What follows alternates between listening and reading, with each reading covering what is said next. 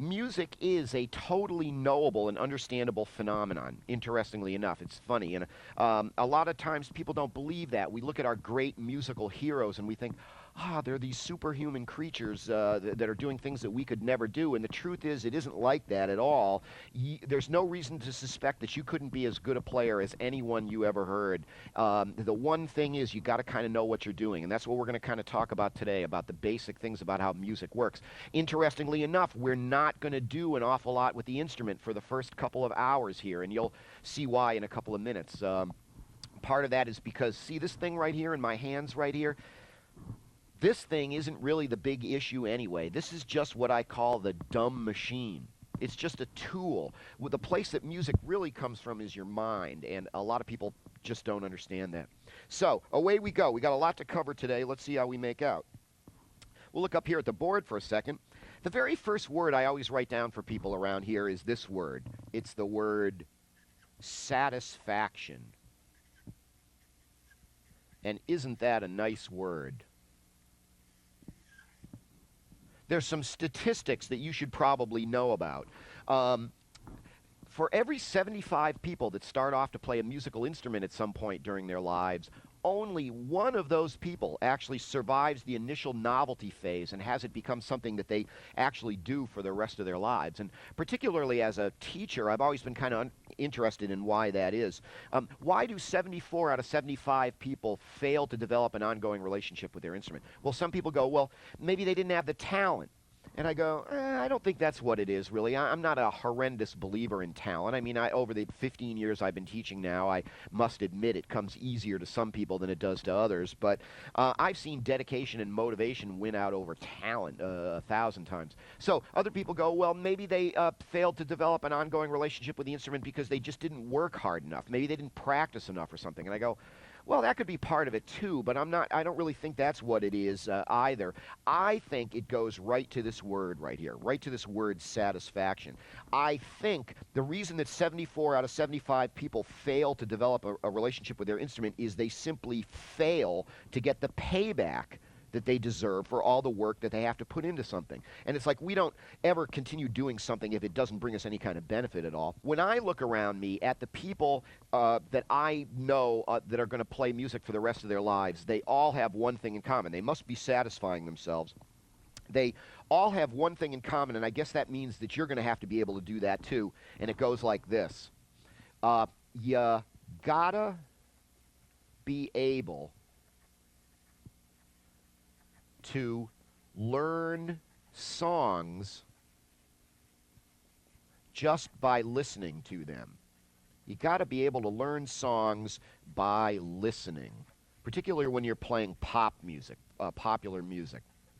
Now, I'm sure you're aware that such things are possible. You may even be able to do a bit of that yourself, and you may have friends who can just listen to this song on the tape or on the disc a couple of times and figure out how to play it.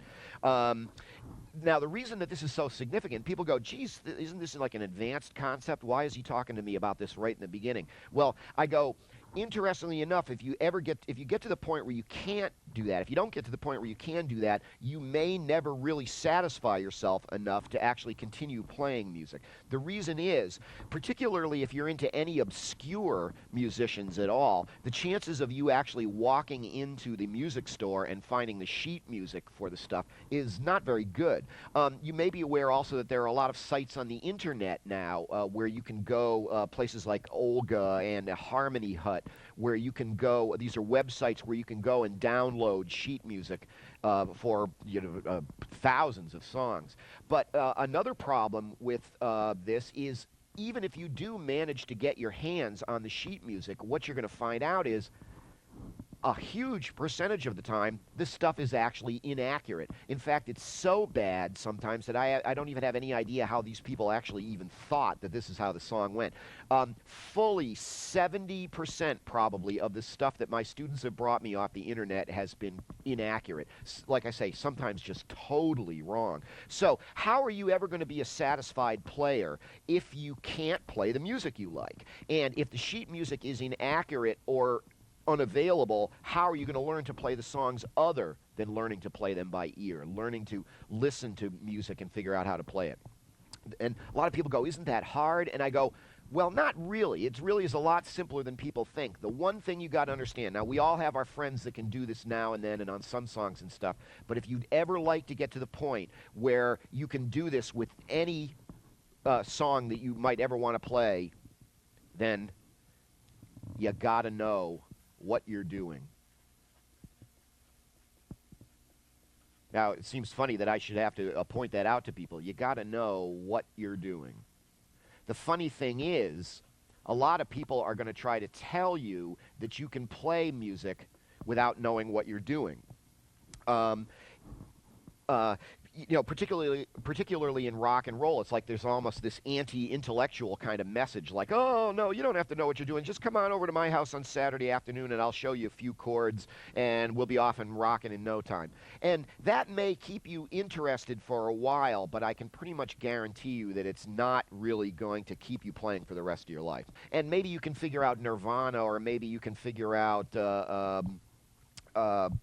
simple country music or something like that. But how about bands like Steely Dan, or how about Dave Matthews, or how about how about Phish? More complex types of modern music. If you're ever going to get to the point where you can satisfy yourself by figuring out songs by listening to them, you got to know what you're doing. And it's a hard sell for some people. They don't want to believe that. Now, the only reason that people ever resist learning about music is for a couple of reasons, both of which I'm very sympathetic to. I think the first reason that people resist learning about music is very often music is taught like it's a bunch of rules that you have to follow. And, a lot of times these people are trying to be artists. They want to be free. They want to express themselves. They don't want any rules, thank you very much. And, well, you'll find out that's not the way we teach music around here. We don't teach music like it's a bunch of rules that you have to follow. We're going to teach music like it's a bunch of observations that you're being let in on. The human race has been messing around with sound for tens of thousands of years at this point. We've managed to figure out some pretty cool things along the way, and the smart people wrote that down and started showing it to other people. You can go over in the corner if you want and flop around and try to reinvent Western music for yourself, but probably all you'll ever do is just waste a lot of time. How do I know that? That's kind of the way it happened with me. As I said in my introductory tape, that I've been playing music since I was 6, and I really didn't get it till I was like 25. And that's when I began to figure out that the problem with the way they usually teach music is they give you the information in the wrong order. So you've got all these scattered facts about how music works, but you don't see how one thing connects to the other to the point where you get what I call the big picture. But you won't have that problem here. I can honestly say that in my private practice, if you will, here on Cape Cod, I never have anybody who doesn't get this. It's that simple.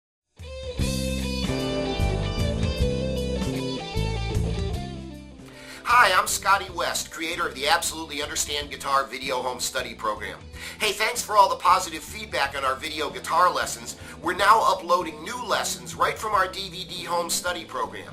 Each lesson is 70 minutes long, but we've chopped them up into 10-minute chapters to fit on YouTube, so each lesson will have 7 chapters. It's critical that you watch these chapters in order. Make sure you start with Lesson 1, Chapter 1, then move to Lesson 1, Chapter 2, etc. When you've finished all the chapters for Lesson 1, then move on to Lesson 2. Hey, some of this stuff you might already know, and some of it's a little dry. You're going to wonder, do I really need to know this stuff? The answer is yes. Each one of these chapters contains little gems of information that nobody's told you yet, and these are the missing pieces that are preventing you from seeing the big picture. Don't cheat yourself out of these valuable realizations. Stick with the program. Also, consider our complete DVD home study program. Our high-resolution DVD video is much better than these fuzzy little YouTube clips, and you'll also get all our cool printed material too. So good luck with your music and enjoy the lessons.